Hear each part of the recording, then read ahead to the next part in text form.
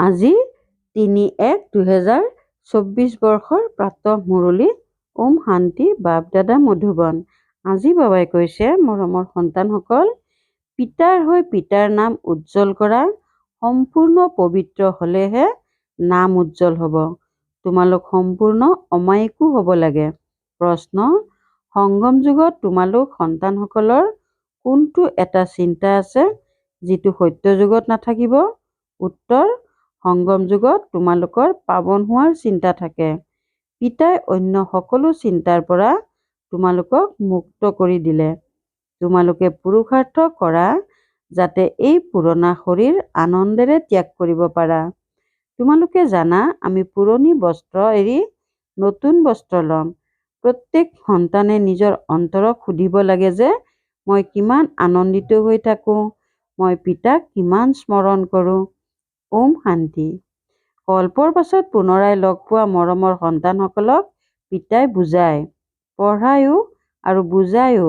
ৰচয়িতা আৰু ৰচনাৰ আদি মধ্য অন্তৰ ৰহস্যৰ বিষয়ে পঢ়ায় আৰু বুজায়। সৰ্বগুণসম্পন্ন হোৱা, দৈবী গুণ ধাৰণ কৰা। স্মৰণ কৰি কৰি তোমালোক শতপ্ৰধান হৈ যাবা। তোমালোকে জানা, এতিয়া এই সৃষ্টি তমোপ্ৰধান শতপ্ৰধান সৃষ্টি আছিল, যিখন এতিয়া 5000 বছৰ পাছত তমোপ্ৰধান হৈ গৈছে। এইখন হৈছে পুৰণি সৃষ্টি।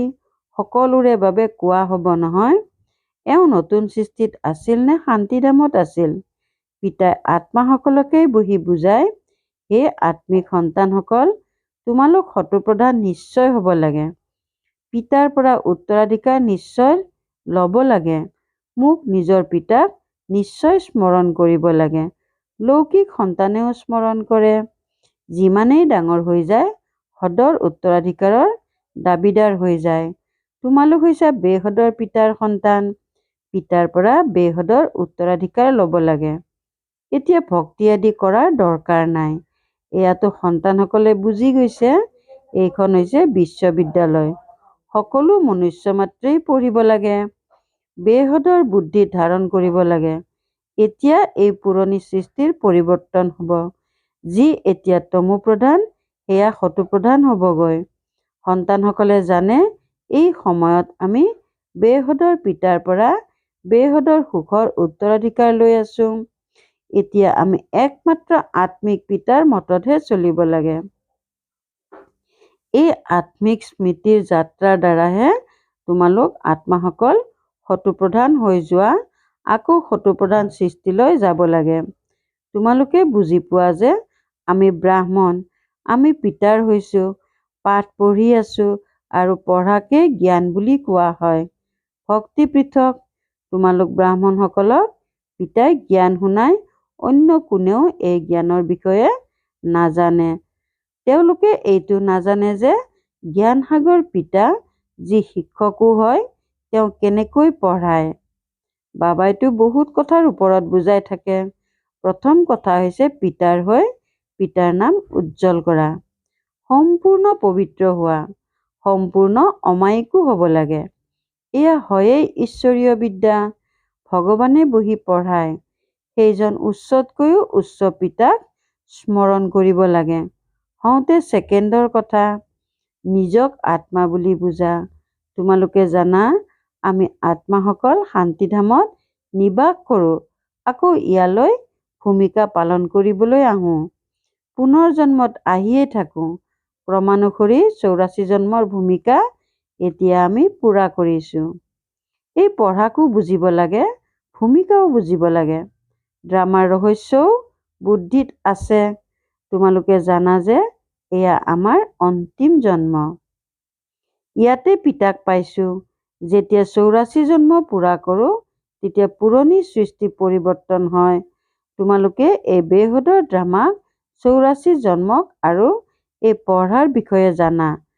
84 জন্ম লৈ লৈ এতিয়া অন্তিমত আহি উপস্থিত হৈছাহি। এতিয়া পঢ়ি আছা, পুনৰ নতুন সৃষ্টিলৈ যাবা। নতুন নতুন আহি থাকে। কিবা নহয় কিবা নিশ্চয় জন্মি গৈ থাকে। কোনোবাইতো এই পঢ়াত লাগি যায়। বুদ্ধিত থাকে যে মই শতপ্ৰধান পবিত্ৰ হৈ আছো। মই পবিত্ৰ হৈ হৈ উন্নতিপ্ৰাপ্ত কৰি থাকিম। বাবাই বুজাইছে, তোমালোকে যিমানেই স্মৰণ কৰা তোমালোক আত্মাসকল সিমানেই পবিত্ৰ হৈ যোৱা। সন্তানসকলৰ বুদ্ধিত গোটেই ড্ৰামাৰ জ্ঞান আছে। এয়াও জানা যে তোমালোকে এইখন সৃষ্টিৰ সকলো এৰি থৈ আহিছা। এই দুচকুৰে যি দেখিবলৈ পোৱা সেয়া চাবলগীয়া নহয়, এয়া সকলো নাশ হৈ যাব। এতিয়া তোমালোকৰ অন্তিম জন্ম। আন কোনেও এই বেহদৰ ড্ৰামাখনক নাজানে। এতিয়া তোমালোকে গোটেই চক্ৰক জানা। এতিয়া পিতা তোমালোকক তমোপ্ৰধানৰ পৰা সতোপ্ৰধান কৰি তুলিবলৈ আহিছে। যেনেকৈ সেই পৰীক্ষা 12 মাহৰ পাছত হয়, তোমালোকৰ স্মৃতিৰ যাত্ৰাও এতিয়া পূৰা হোৱা নাই। বহুত কিছু স্মৃতিত থাকে, আকৌ পৰিপক্ক হৈ গ'লে একোৱেই স্মৃতিলৈ নাহিব। আত্মা একদম অশৰীৰী হৈ আহিল, অশৰীৰী হৈ যাব লাগে। তোমালোকে গোটেই সৃষ্টিৰ মনুষ্যৰ ভূমিকাৰ বিষয়ে জানা। মনুষ্য বহুত বৃদ্ধি হৈ গৈ থাকে, কোটি কোটি হৈ গৈছে। সত্যযুগততো আমি অতি কম সংখ্যক আছিলোঁ। পুনৰ জন্ম লৈ লৈ আৰু অন্য ধৰ্মৰ মঠ পন্থ ঠাল ঠেঙুলি বাঢ়ি বাঢ়ি বৃক্ষ বহুত ডাঙৰ হৈ গৈছে। আদি সনাতন দেৱী দেৱতাৰ ধৰ্ম প্ৰায় লোপ হৈ গৈছে। আমিয়েই দেৱী দেৱতাৰ ধৰ্মত আছিলোঁ, সতোপ্ৰধান আছিলোঁ। এতিয়া সেই ধৰ্মই তমোপ্ৰধান হৈ গৈছে। এতিয়া আকৌ সতোপ্ৰধান হ'ব লাগে আৰু হ'বৰ বাবেই আমি পঢ়ি আছোঁ। যিমানেই পঢ়িবা পঢ়ুৱাবা সিমানেই বহুতৰে কল্যাণ হ'ব। বৰ মৰমেৰে বুজাব লাগে। এৰোপ্লেনৰ পৰা পত্ৰিকাও পেলাব লাগে। তাতো এয়াই বুজাব লাগে যে আপোনালোকে জন্ম জন্মান্তৰে ভক্তি কৰি আহিছে। গীতা পঢ়াটো হৈছে ভক্তি। এনেকুৱা নহয় যে গীতা পঢ়িলে কোনোবা মনুষ্যৰ পৰা দেৱতা হ'বগৈ। ড্ৰামা অনুসাৰে যেতিয়া পিতা আহে তেতিয়াহে আহি সতোপ্ৰধান হোৱাৰ উপায় শুনায়। পুনৰ সতোপ্ৰধান পদবী পোৱা যায়। তোমালোকে জানা, এই পঢ়াৰ দ্বাৰা আমি এয়া হ'বলৈ গৈ আছোঁ। এয়া হৈছে ঈশ্বৰীয় পাঠশালা। ভগৱানে পঢ়ুৱাই তোমালোকক নৰৰ পৰা নাৰায়ণ কৰি তোলে। আমি যেতিয়া সতোপ্ৰধান আছিলোঁ তেতিয়া স্বৰ্গ আছিল। যেতিয়া তমোপ্ৰধান হ'লোঁ নৰক হৈ গ'ল। পুনৰাই চক্ৰ পুনৰাবৃত্তি হ'ব। পিতাহে আহি মনুষ্যৰ পৰা দেৱতা, বিশ্বৰ মালিক কৰি তোলাৰ পুৰুষাৰ্থ কৰায়। পিতাক স্মৰণ কৰিব লাগে আৰু দৈৱী গুণ ধাৰণ কৰিব লাগে। হাই কাজিয়া কৰিব নালাগে। দেৱতাই কেতিয়াও হাই কাজিয়া নকৰে। তোমালোকো সেয়াই হ'ব লাগে। তোমালোকে এনেকুৱা সৰ্বগুণ সম্পন্ন আছিলা। পুনৰ শ্ৰীমতত হ'ব লাগে। নিজক সুধিব লাগে, মই কিমান আনন্দিত হৈ থাকোঁ, নিশ্চয়তা কিমানলৈকে আছে। এয়াতো গোটেই দিন স্মৃতিত থাকিব লাগে। কিন্তু মায়া এনেকুৱা যে পাহৰাই দিয়ে। তোমালোকে জানা যে আমি পিতাৰ সৈতে বিশ্বৰ সেৱাধাৰী হওঁ। আগতে তোমালোকে সদৰ পঢ়া পঢ়িছিলা, এতিয়া হৈছে বেসদৰ পঢ়া। বেসদৰ পিতাৰ দ্বাৰা পঢ়া। এয়া হৈছে পুৰণা শৰীৰ, যিটো সময়ত এৰিব লাগে। মন গ'লে এৰিব নোৱাৰি। আমি আনন্দেৰে এই শৰীৰ এৰিম। আমি এই চি শৰীৰ এৰি পুৰণি সৃষ্টিকো এৰি আনন্দেৰে যাওঁ। কোনো বিশেষ দিন হ'লে আনন্দেৰে নতুন কাপোৰ পিন্ধে নহয়। ইয়াত তোমালোকে জানা, আমি নতুন সৃষ্টিত নতুন শৰীৰ পাম। আমাৰ এটাই চিন্তা পাৱন হোৱাৰ, বাকী সকলো চিন্তাৰ পৰা আমি মুক্ত হৈ যাওঁ। এয়া সকলো নাশ হৈ যাব। কিহৰ চিন্তা কৰিব লাগে? আধা কল্প আমি ভক্তি মাৰ্গত চিন্তাত থাকিলোঁ। পুনৰ আধা কল্প কোনো চিন্তা নাথাকিব। বাকী অলপ সময় আছে, পাৱন হোৱাৰ অলপ চিন্তা আছে। পাছলৈ একোৱেই চিন্তা নাথাকিবগৈ। এয়া হৈছে সুখ দুখৰ খেল। সত্যযুগত সুখ, কলিযুগত দুখ। বাবাই বুজাইছে, তোমালোকে সুধিব পাৰা যে সত্যযুগ সুখধামৰ নিবাসী নে কলিযুগ দুখধামৰ। এয়া তোমালোকে নতুন নতুন কথা শুনোৱা। নিশ্চয় দুখধামৰ নিবাসী বুলি ক'ব। বহুত মৰমেৰে সোধা হয় যাতে মনুষ্যই নিজে বুজি পায় যে আমি ক'ৰ নিবাসী হওঁ। ক'ব, এওঁলোকৰ প্ৰশ্ন সোধাৰ যুক্তিটো বহুত ভাল। যিমানেই ডাঙৰ ব্যক্তি নহওঁ, ধনবান নহওঁ, কিন্তু নৰকবাসীয়েই নহয় জানো? স্বৰ্গটো নতুন সৃষ্টিক কোৱা হয়। এতিয়া হৈছে কলিযুগ পুৰণি সৃষ্টি। এই প্ৰশ্নবোৰ বহুত ভাল। শ্ৰীৰ চিত্ৰটো স্পষ্টকৈ আছে। আপুনি সুখধামত আছেনে দুখধামত? এয়া নৰক নে স্বৰ্গ? দেৱতা নে অসুৰ? এয়া সুধিব লাগে। নিশ্চয় সত্যযুগক দৈৱী সৃষ্টি বুলি ক'ব, কলিযুগক নৰক আসুৰী সৃষ্টি বুলি ক'ব। গতিকে সুধিব লাগে, সত্যযুগ স্বৰ্গ দৈৱী সৃষ্টিৰ নিবাসী নে কলিযুগ আসুৰী সৃষ্টিৰ নিবাসী? যিমানেই ধনবান নহওক, কিন্তু ক'ৰ নিবাসী? এতিয়া তোমালোকে জ্ঞান পাইছা।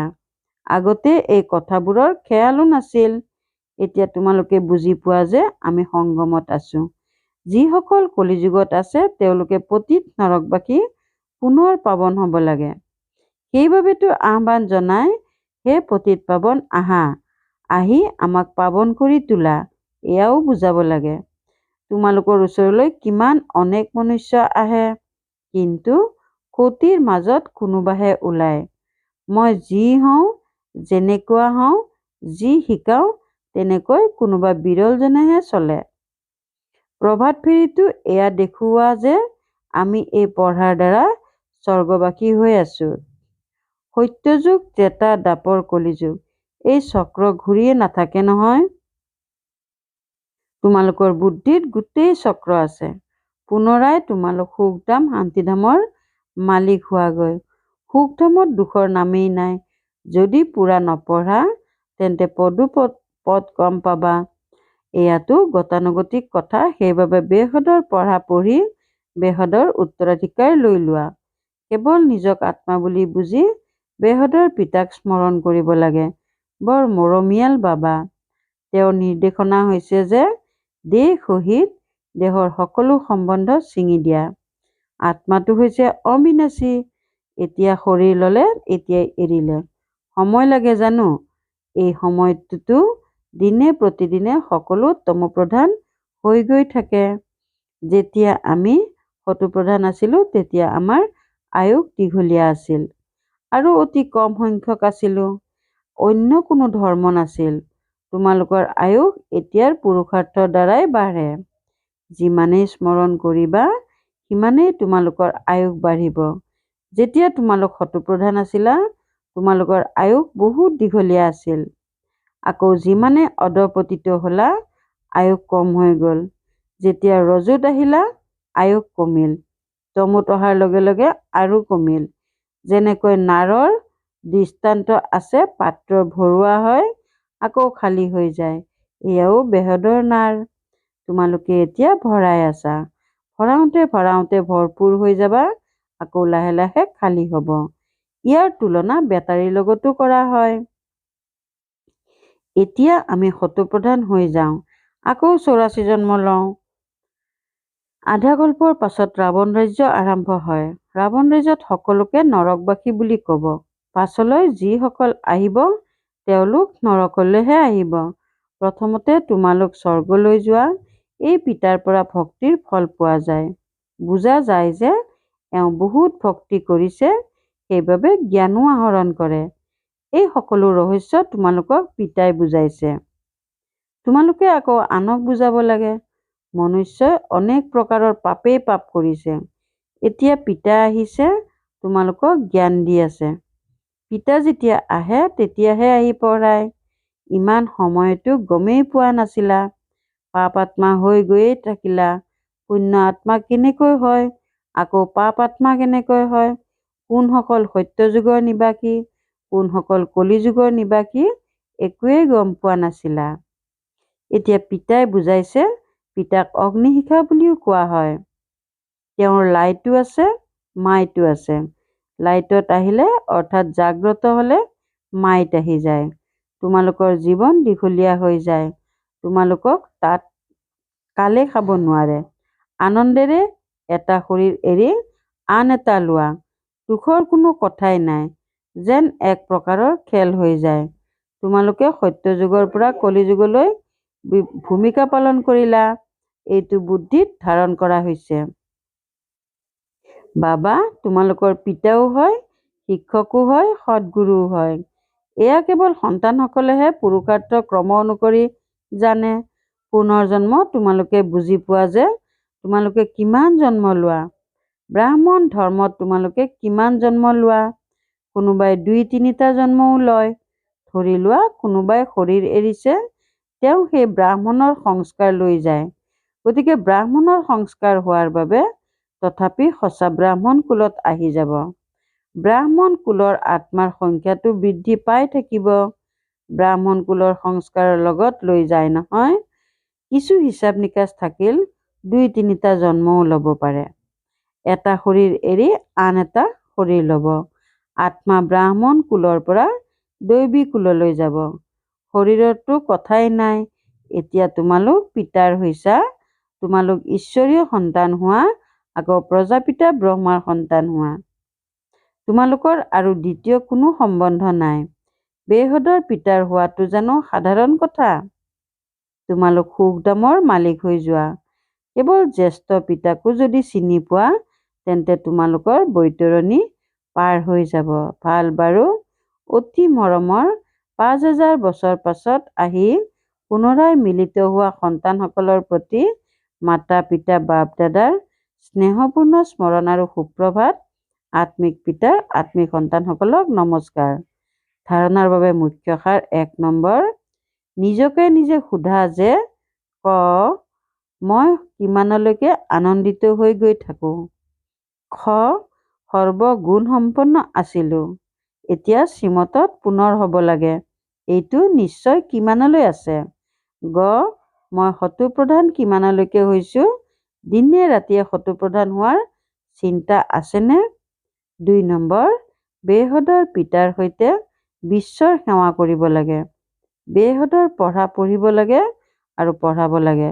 দেহ সহিত যি বন্ধন আছে সেয়া পিতাৰ স্মৃতিৰে শেষ কৰিব লাগে। বৰদান, মালিকবোধৰ স্মৃতিৰে মনমনা ভৱৰ স্থিতি গঢ়ি তোলোতা মাষ্টাৰ সৰ্বশক্তিমান হোৱা। মালিকবোধৰ স্মৃতিৰে মনমনা ভাৱৰ স্থিতি গঢ়ি তোলোতা মাষ্টাৰ সৰ্বশক্তিমান হোৱা। সদায় যাতে এইটো স্মৃতি জাগ্ৰত ৰূপত থাকে যে মই আত্মা, কৰাঅনহাৰ হওঁ, মালিক হওঁ, বিশেষ আত্মা মাষ্টাৰ সৰ্বশক্তিমান হওঁ। তেতিয়া এই মালিকবোধৰ স্মৃতিৰে মন, বুদ্ধি আৰু সংস্কাৰ নিজৰ নিয়ন্ত্ৰণত থাকিব। মই বেলেগ হওঁ আৰু মালিক হওঁ, এইটো স্মৃতিৰে মনমনা ভাৱৰ স্থিতি সহজেই গঢ়ি উঠিব। উপৰাম হোৱাৰ এইটো অভ্যাসে কৰ্মতীত কৰি দিব। শ্লোগান, গ্লানি বা অশান্তি সহ্য কৰা আৰু সমাহিত কৰা অৰ্থাৎ ৰাজধানী নিশ্চিত কৰা। গ্লানি বা অশান্তি সহ্য কৰা আৰু সমাহিত কৰা অৰ্থাৎ ৰাজধানী নিশ্চিত কৰা। ওম শান্তি। অব্যক্ত চাইলেন্সৰ দ্বাৰা ডবল লাইট ফৰিষ্টা স্থিতিৰ অনুভৱ কৰা। চাইলেন্স অৰ্থাৎ শান্তস্বৰূপ আত্মা যেতিয়া একান্তত থাকে তেতিয়া মন বুদ্ধিৰ একাগ্ৰতাৰ অনুভৱ হয়। সেই একাগ্ৰতাৰে বিশেষ 2টা শক্তি প্ৰাপ্ত হয়, এটা পৰ্যবেক্ষণ বা চিনাক্ত কৰাৰ আৰু আনটো নিৰ্ণয় কৰাৰ। এই 2টা বিশেষ শক্তিয়ে ব্যৱহাৰিক আৰু পৰমাৰ্থ দুয়োটাৰে সকলো সমস্যা সমাধান কৰি দিয়ে। ইয়াৰ দ্বাৰা সহজে ডবল লাইট ফৰিষ্টা স্থিতি গঢ় লৈ উঠে। ওম শান্তি।